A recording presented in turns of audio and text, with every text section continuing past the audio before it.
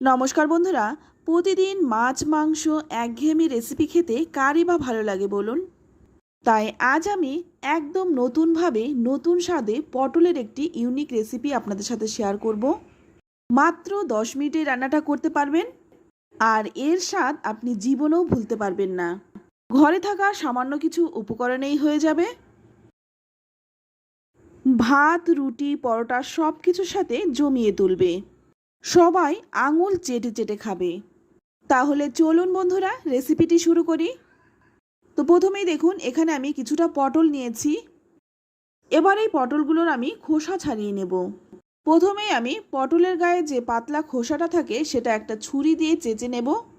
তো দেখুন বন্ধুরা, পটলটা কিন্তু আমার একটু লালচে রং হয়ে গেছে, কারণ 2-3 দিন ফ্রিজে থাকার ফলে এই রকম হয়ে গেছে।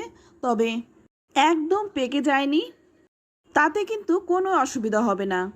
বরঞ্চ আপনাদের কাছে যদি পাকা পটল থাকে সেটা দিয়েও এই রান্নাটা করতে পারেন।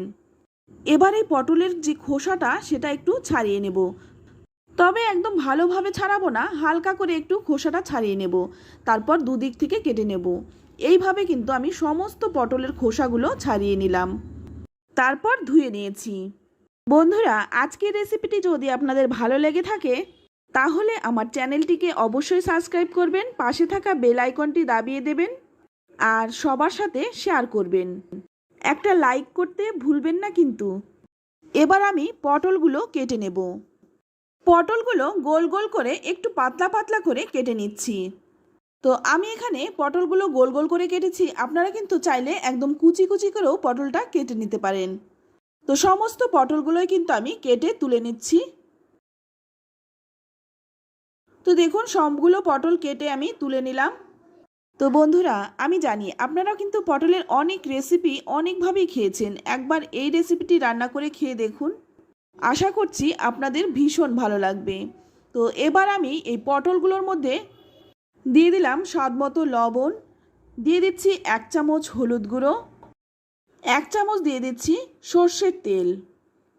অনেকে হয়তো ভাবছে সর্ষের তেলটা না দিলেও হতো, তবে আপনারা একবার দিয়ে দেখুন না। এবার দিয়ে দিচ্ছি সামান্য একটু চিনি।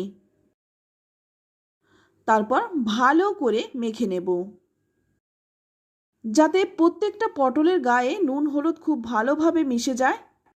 তো খুব ভালোভাবে পটলগুলোকে মেখে নিচ্ছি। এইভাবে মেখে কিন্তু পটলগুলো 10 থেকে 15 মিনিট রেখে দেব। ততক্ষণে এইদিকে দেখুন, নিয়ে নিচ্ছি 1 কাপ মুসুর ডাল। এখানে আমি 250 গ্রাম পটল নিয়েছি, তার জন্য আমি হাফ কাপ মুসুর ডাল নিয়েছি। এবার ডালটাকে খুব ভালোভাবে কচলে কচলে ধুয়ে নেব।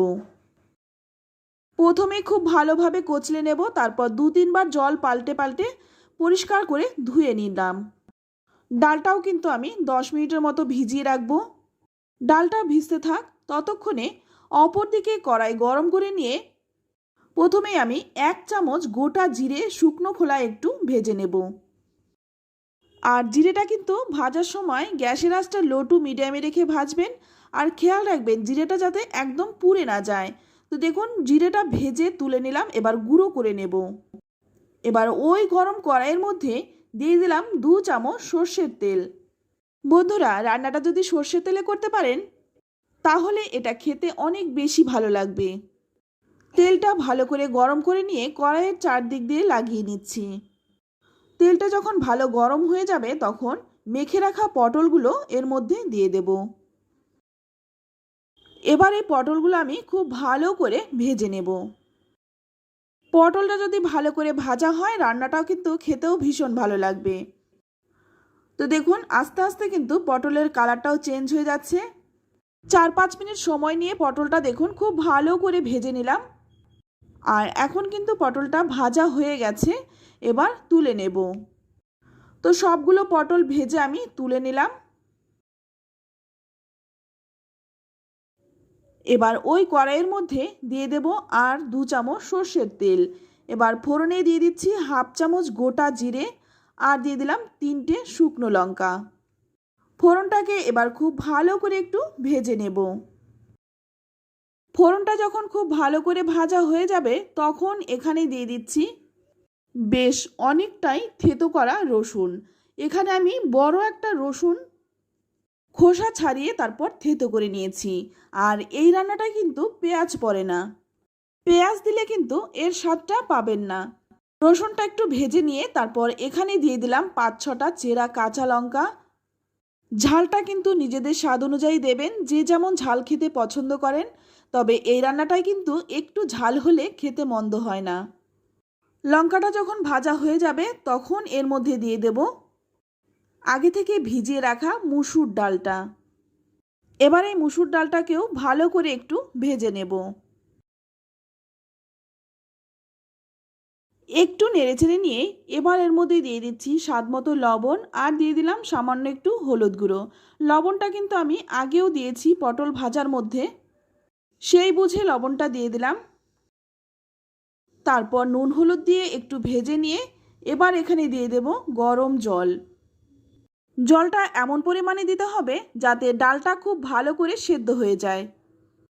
এবার জলের সাথে ডালটাকে খুব ভালো করে নেড়েচেড়ে মিশিয়ে নিচ্ছি। তারপর এভাবেই কিন্তু 1 মিনিট ফুটিয়ে নেব। একদম নতুন একটি রান্না। এবার একটা ঢাকা দিয়ে 5 মিনিট রেখে দেব। মুসুর ডাল এমনিতেই কিন্তু তাড়াতাড়ি সেদ্ধ হয়ে যায়, আর যেহেতু ভিজিয়ে রেখেছিলাম তাই আরও তাড়াতাড়ি সেদ্ধ হয়ে গেছে। এবার ভালো করে নেড়েচেড়ে একটু মিশিয়ে নিয়ে এর মধ্যে দিয়ে দেব ভেজে রাখা পটলগুলো। তো সমস্ত পটলগুলোই দিয়ে দিলাম। তারপর ভালো করে একটু মিশিয়ে নেব। এই রান্নাটা কিন্তু ঝোল হয় না, একটু মাখো মাখো হয়, আর সেটা দিয়েই কিন্তু ভাত রুটি খেতে ভীষণ ভালো লাগে।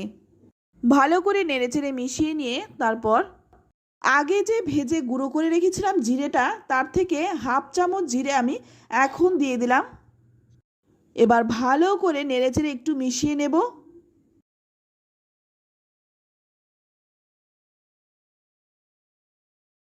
আবারও কিন্তু 5 মিনিটের জন্য ঢেকে রাখবো। 5 মিনিট পর ঢাকনাটা খুলে নিলাম। আর এখন দেখুন পটলটাও কিন্তু খুব ভালো করে সেদ্ধ হয়ে গেছে, কারণ পটল কিন্তু আগেই আমি ভেজে নিয়েছিলাম। ভালো করে নেড়েচেড়ে একটু মিশিয়ে নিচ্ছি। এখন কিন্তু আমি আর শুকনো করব না, এটাই যখন নামিয়ে ঠান্ডা করব তখন কিন্তু অনেকটাই শুকনো হয়ে যাবে। এবার বাদবাকি যেই মশলাটুকু ছিল সেইটুকু দিয়ে দিলাম। তো আপনারা চাইলে কিন্তু এখানে একটু ধনেপাতাও দিতে পারেন, তবে আমি অন্য কিছুই দিলাম না, খুব সাধারণভাবে রান্নাটা দেখিয়েছি। আর এটাই কিন্তু খেতে অপূর্ব হয়েছিল। এটা কিন্তু আপনারা অফিসের লাঞ্চ বক্সেও দিতে পারেন, আর এটা দিলে অন্য কোনো কিছু দেওয়ার প্রয়োজনই হবে না। এবার নামিয়ে নিচ্ছি। তো বন্ধুরা, আমার এই রসুন পটলের রেসিপিটি আপনাদের কেমন লাগলো অবশ্যই কমেন্টে জানাবেন। ভালো লাগলে লাইক কমেন্ট শেয়ার করবেন। আর আপনি যদি আমার চ্যানেলে নতুন হয়ে থাকেন চ্যানেলটা সাবস্ক্রাইব করে নেওয়ার অনুরোধ রইল। আর হ্যাঁ, এটা কিন্তু অবশ্যই একবার হলেও বাড়িতে বানিয়ে খাবেন। আর এটা আপনি যাকেই খাওয়াবেন সে কিন্তু আবারও খাওয়ার জন্য রিকোয়েস্ট করবে। তো বন্ধুরা, আজ এই পর্যন্ত। আবারও নিয়ে আসবো অন্য কোনো নতুন রেসিপি। ততক্ষণ সকলে ভালো থাকবেন, সুস্থ থাকবেন, আর সকলকেই ধন্যবাদ।